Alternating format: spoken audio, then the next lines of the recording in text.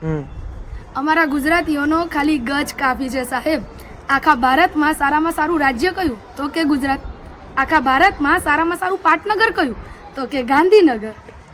દેશને કોણે આઝાદી અપાઈ? તો કે ગાંધીજીએ. ગાંધીજીને શું વાગ્યું હતું? તો કે ગોળી. ગોળી કોણે મારી હતી? તો કે ગોડસે. પવિત્રમાં પવિત્ર નદી કઈ? તો કે ગંગા. પવિત્રમાં પવિત્ર પહાડ કયો? તો કે ગિરનાર. પવિત્રમાં પવિત્ર પ્રાણી કયું? તો કે ગૌ માતા. અને પવિત્રમાં પવિત્ર ફૂલ કયું? તો કે ગુલાબ. ગુજરાતનું શું વખણાય છે યાર? ગર્વથી કહું છું, ગરબા.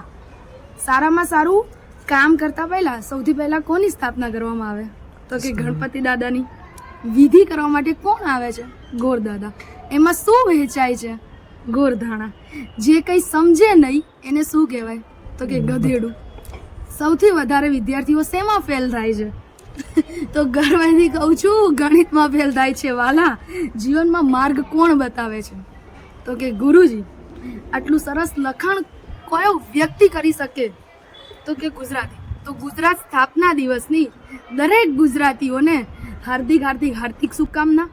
જય જય ગરવી ગુજરાત. જય હિન્દ, જય ભારત.